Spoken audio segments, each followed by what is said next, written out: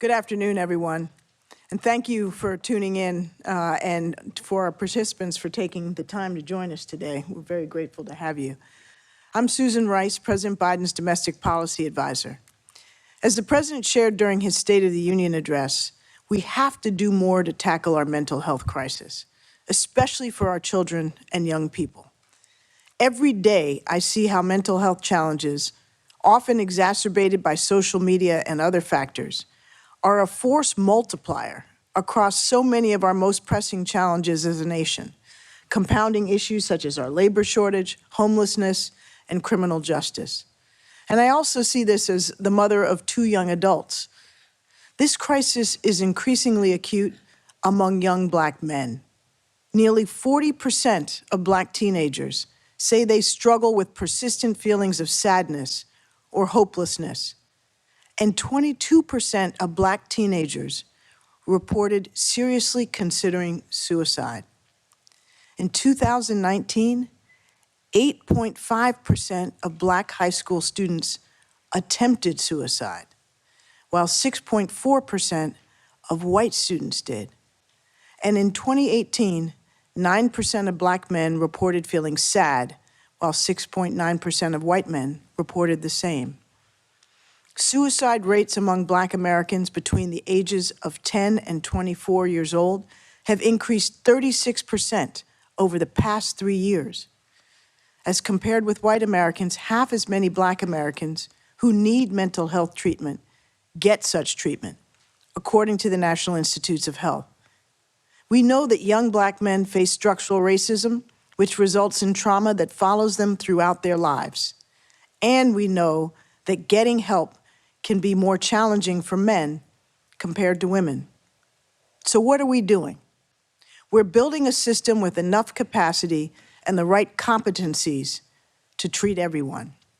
We're connecting people to the culturally competent and trauma-informed services that they need by tackling high costs and other barriers.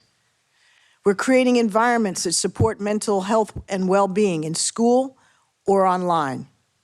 We're making help more accessible and confidential by enabling you to dial or text 988, the National Suicide and Crisis Lifeline. Thanks to these efforts by the Biden administration, now schools are able to hire more counselors, more nurses and social workers, and more underserved young Americans can access mental health providers. More dedicated staff are answering the phones at crisis call centers. But this is just the beginning, and obviously it's not nearly enough. We have a lot to learn from our young people. And so that's why I am so thrilled to be at this roundtable today with my colleague and friend, Surgeon General Dr. Vivek Murthy, and our participants, Naheem Banks, Miles Noble, and Dr. Arthur Evans of the American Psychological Association. I'll now hand it off to the Surgeon General, Dr. Vivek Murthy. Well, thank you so much. Thank you so much, Ambassador Rice, and it has been wonderful to have you as a friend and partner in these efforts to address mental health. I'm also so glad that we are here today to talk about mental health and specifically about mental health and young Black men. You know, I was thinking back to my own personal experiences with mental health. As a child growing up, recognizing that I was different from a lot of the folks around me, recognizing that my skin color was different, my parents' cultural background was different, so much was different in my life that made me feel like I didn't quite fit in. And I struggled with my mental health during that time, but I also didn't tell anybody about it. My parents loved me, but I never told them. My sister loved me, I never told her. And it's because I felt a sense of shame, a shame that too many people feel when it comes to their mental health and well-being. And that's part of what we're trying to change.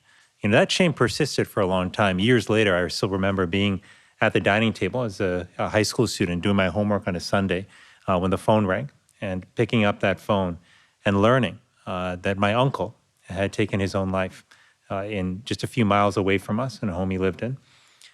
And I didn't know how to process that. But I also, in the days that followed, I saw how my family didn't really know how to process that. We didn't know how to talk about it with others. We felt a sense of guilt and shame. Again, a sense of shame that too many families feel who are dealing with suicide.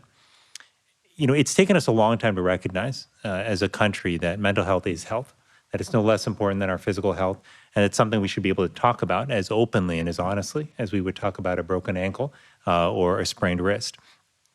And we've got some ground to cover there because mental health at the end of the day is not just one thing on the side for us to worry about. It is our fuel that allows us to show up in the world for our family, at work, at school.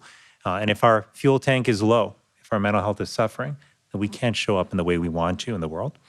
The fact that so many people are struggling with their mental health right now, and it really is, unfortunately, a monumental struggle for many communities. This puts not just our health, but also our economies and our communities at risk.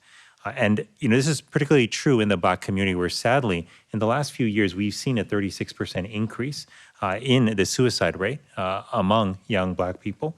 We've also seen that young Black men are more likely to die by suicide than Black women, and they're much less likely to ask for help than their white counterparts. This is part of what we've got to change. All this is happening against a backdrop of a broader youth mental health crisis, where the strain, of and stresses really of COVID-19, of violence in communities, particularly gun violence, where the adverse impacts of racism and systemic discrimination, and as well as where the adverse impacts of technology at times, particularly social media, have really conspired and come together to really hurt the mental health and well-being of young people in America. And that's why we've got to take action. It's why we've got to make sure that the future is different than the past. This is about fundamentally changing this status quo. And to do that, we want to build a movement around mental health, one that is firmly centered around the needs of young people and that has them at the table. And that's why I'm really grateful that President Biden, Vice President Harris, and Ambassador Rice and others, in the administration have really made this a priority, because we all recognize that without our mental health, we can't be who we need to be. We can't show up as our best selves. So I'm grateful to have all of you here. As Ambassador Rice mentioned, for this conversation, we do have Dr. Evans with us. Arthur Evans is the CEO and Executive Vice President of the American Psychological Association, the leading scientific and professional organization representing psychology in the United States. Thank you, Dr. Evans, for being here to help us put the problem in context and also focus on solutions. I'm also grateful that we're joined by two brave, thoughtful, young men who are going to share some of their own wisdom and experiences with us. Miles Noble, a junior at Washington Liberty High School in Arlington, Virginia, and an aspiring professional soccer player. I only lasted a year in junior soccer, so you've got my admiration. And also Naheem Banks, who's a Los Angeles native, a senior at Howard University, where he's currently the chair of the Howard Student Association Senate. Thank you all so much again for joining us today. I'm going to kick off our questions with a question to Naheem. And Naheem, we're obviously here to talk about mental health. And I want you to just, at a personal level, just tell us a little bit about what shaped how you thought about mental health when you were growing up. And were there people you talked to about mental health? Were there TV shows or other cultural factors that influenced how you thought about mental health? Tell us a little bit about how that was shaped. Yeah, of course. I think a large part of my experience with mental health was really through my family and my immediate family and our dynamic. As many of you all on the stage know, I think in Black communities in particular, the concept of mental health or even receiving therapy sessions or receiving any kind of help for your mental health has been kind of stigmatized. So for me, it was I came into this idea of mental health as something that was an issue or something that was a problem with me.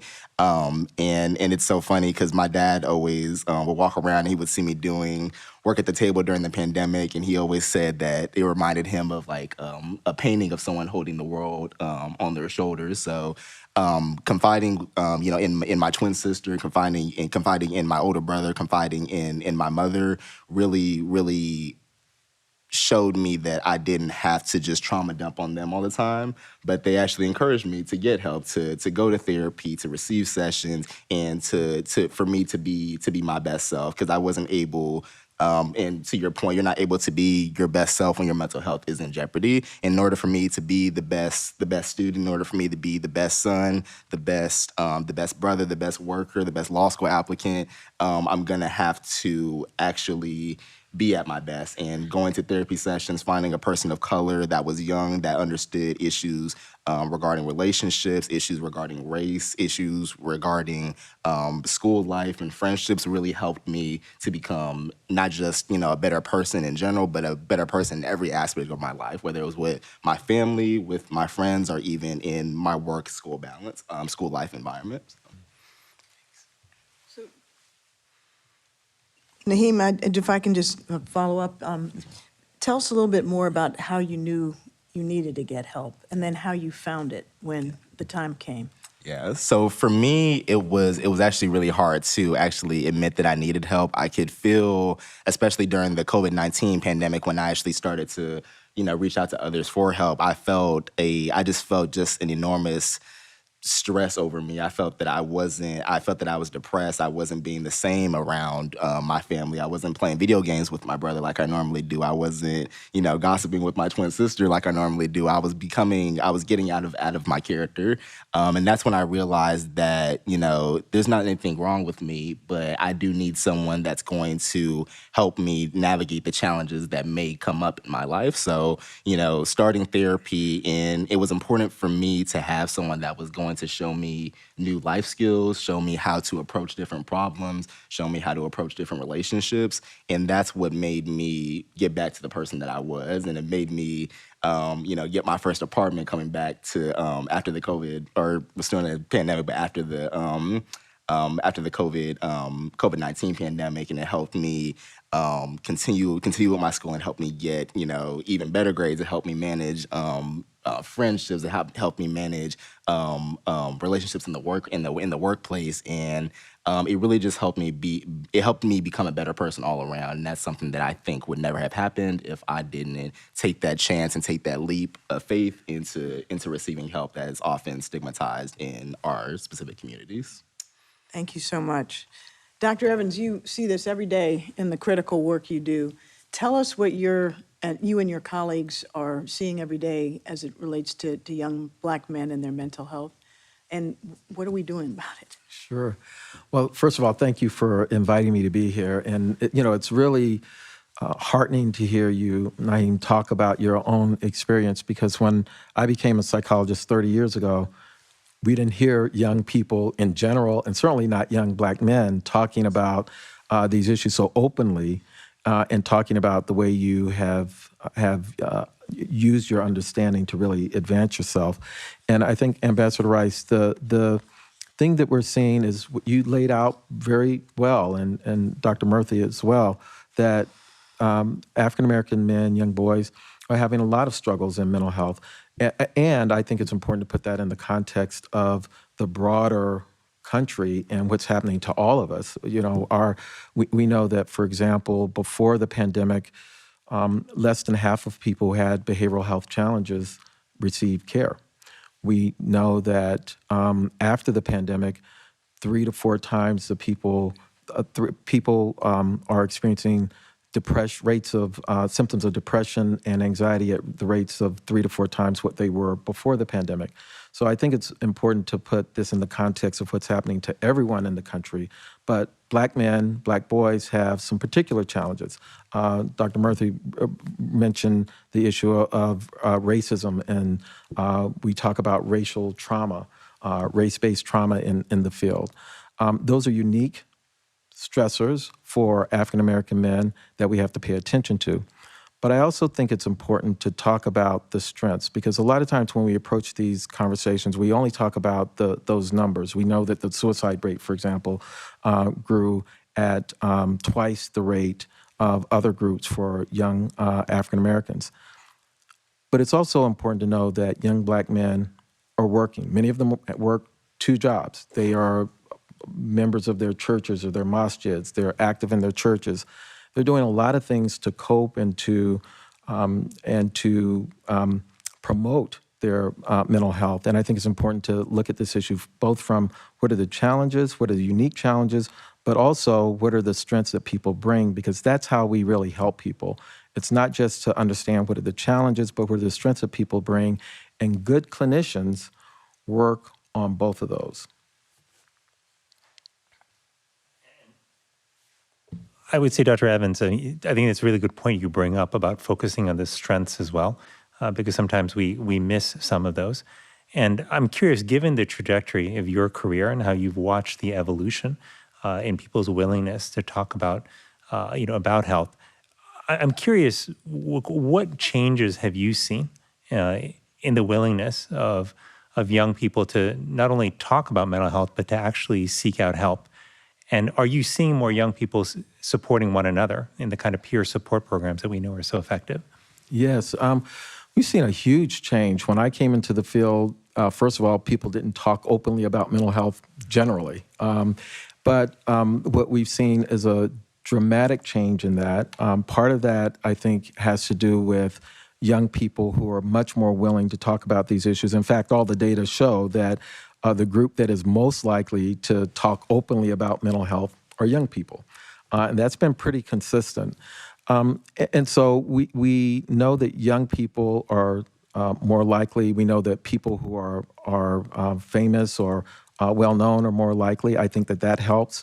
I think the depictions in media are more positive about having a mental health challenge and working through that. So I think all of those things have contributed, and I think we have, at this point, I still think we have a long way to go, but I also know and have seen over the 30 years of my career a vast sea change in people's willingness to talk. And to the point you were making, Naheem, the first step in getting help is to recognize you have a problem. And the fact that you could recognize that you're different, that you're not responding the way that you typically respond, and that you wanted to do something about it is just a huge sea change. And I think it's just you're a great role model for many people. Thank you, Doctor.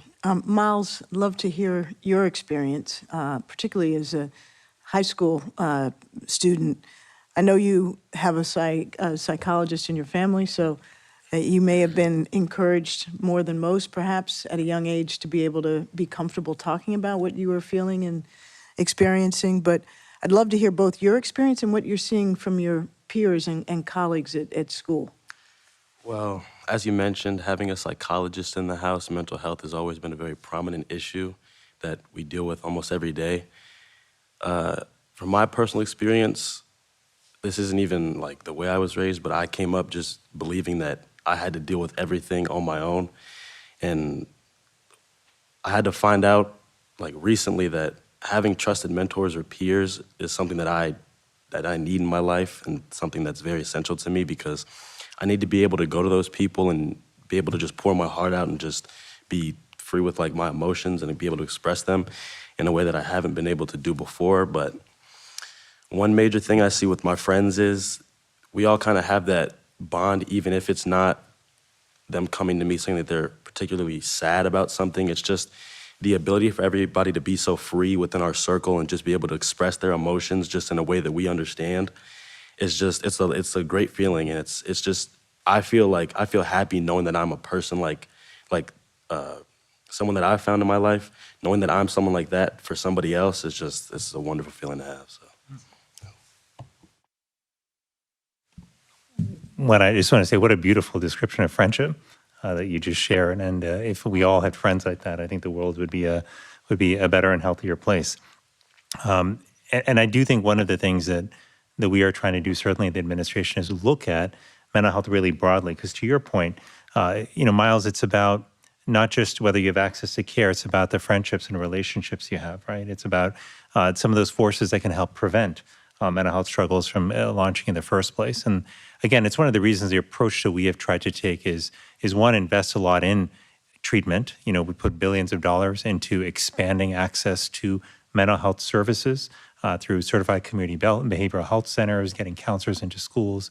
But we've also worked a lot on the workforce itself, trying to make sure that there are more people who are trained and available to help, as well as through more paths through which they can be accessed, like the 988 crisis line. But the prevention piece is also very important. I think all of us, I've never met somebody who said, I'd rather get diabetes or get depression than deal with it rather than prevent it in the first place. And so the question is, what are we doing to help address those deeper root causes? And that is where some of the initiatives and the work that this administration is doing on violence prevention, for example, on addressing structural racism and focusing on equity, right, to ensure that we're lifting up all populations. This is why the investments in schools also, so that schools can build the foundation for good, strong mental health for kids from the earliest of ages, whether it's through social emotional curricula or other investments. All of this becomes really important. Sometimes, you can look at this work and say, gosh, it seems like there's a whole bunch of words and acronyms and policies that are being thrown about. And part of the reason there's so much that's being done is because it's needed. This problem has developed over a long period of time. And this is a time where we've all finally just said collectively, this has to stop. We've got to do something different. And it's going to take working on different fronts, prevention, treatment, addressing stigma. That's a hard work, that we've started and that we want to continue. So. One of the big problems is there are not enough mental health care providers. There are not enough peer counselors, there are not enough psychiatrists, psychologists, and everybody in between, social workers. And even more acutely, there are not enough diverse mental health providers, and particularly Black American.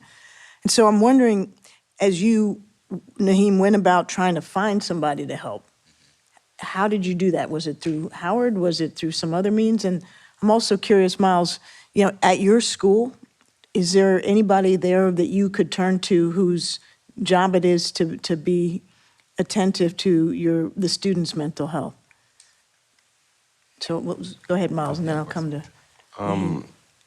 Actually, there is. I have a equity and excellence counselor at my school. His name is Mr. Sample, and he has this club called BSU, which is Black Student Union. So whenever I enter into that room, I just feel like I can be myself. And going about finding someone who I could just be my true self with was a struggle, because I've always wanted it to be someone that looks like me, because I feel like the experience that I will share with someone is someone that most closely resembles me. So finding that in a person of color, being able to go to them and just be, like I said, free with myself and free with my emotions it was a wonderful experience. So, yeah. Yeah, and I think for me, I think that it was important for me to find help and find someone that was a person of color, specifically a Black individual, because I know specifically the issues and the stereotypes and the racism that we all experience. And it was important for me to find someone that really understood that, and I didn't have to, overly explain. They just kind of got it, because there's some unspoken things that Black Americans go through, especially when it comes to our mental health. So it was important for me to find someone that understood that, but was also able to challenge my thinking on it as well throughout that process. And I think Howard University has done a great job in also trying to combat that stigma of mental health and things like that, specifically at our school, because now we are starting to get things like mental health days, so students can have a day off and can prioritize, work or just relaxation. And I know our Office of University Counseling has done a great job with group therapy sessions that I've attended with friends, with individual counseling sessions. And I think that having our HBCUs and having our progressive Black students challenging some of the stigma that we're experiencing has really helped me shape my whole mindset on mental health. And I can see that through the initiatives that Howard is doing, whether it's through our Office of University Counseling, whether it's through our mental health days, that they're constantly challenging that stigma, and they're doing it in a great way where students are now able to talk about it more freely and are actually receiving more help than what I've seen in recent years. Dr. Evans, same kind of broad question. Sure. How's the field responding to this dearth of diverse providers? Sure.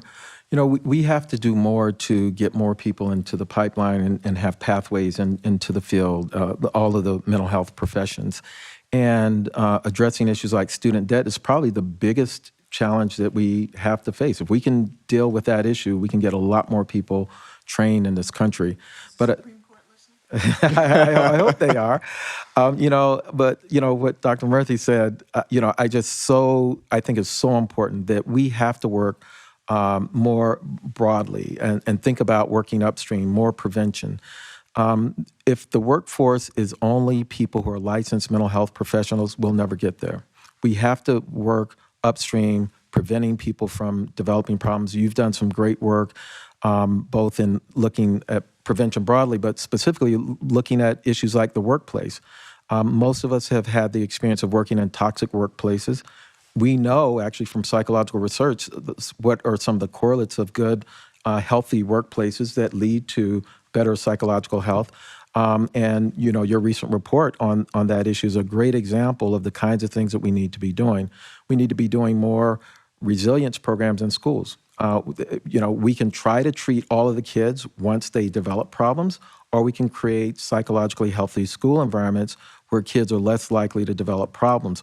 Or if they do develop problems, they are identified much earlier and quicker, and children are sent for care much earlier. Those kinds of upstream strategies means that the workforce isn't now limited only to people who have a license and a degree, but now you have teachers who have some basic level of understanding. You have managers who are managing in a way and creating environments where people can get help much quicker. We have to do that if we have any shot at trying to deal with the numbers. As I mentioned earlier, less than half of the people who have mental health problems get access to care. And if we double, so that would mean we would need to double the number of people. But if we can work further upstream, I think we have a much better shot of reducing the demand and helping people be psychologically healthy. Well, thanks, Dr. Evans. I think we couldn't agree more with the need to go upstream and also to work on the treatment side. I'm curious, Naheem, Miles, you've shared a lot about your own personal stories. If you think beyond your own story about the other young Black men that you know in your life, help us understand what are some of the unique challenges that the broader community of young Black men are facing when it comes to both talking about mental health, but also getting help with mental health struggles. Yeah, for me, and to Miles's point, I grew up also thinking that we as Black men weren't supposed to necessarily show emotion, or that we were supposed to handle everything on our own without any help, because that's what quote unquote a man is supposed to do. So I think in particular when we have that mindset growing up, and we pass it on to us as children, we pass it on to our children, that cycle just continues to grow and continues to grow. It continues on and on. But I think what really helps that is us stopping that cycle. Miles stated that he had friends that he could confide in. I have friends that I can confide in. I'm receiving help, outside help as well. So I think challenging it through children and them passing it forward to their family and their children and their children's children, I think is a wonderful way to try and combat the issues that Black men specifically face when it comes to their mental health and mental health challenges. Yeah, I would say the biggest issue is definitely people realizing that they need help. Not only that, but being able to ask for it, because I feel like a lot of people in my situation, or similar to Naheem's situation, they don't really realize that they need help until the problem is so big that it's unbearable and they can't deal with it any longer. So the best way to go about it, I feel like, is just finding just finding help somewhere, no matter where it is, in school, at home, outside of school or home.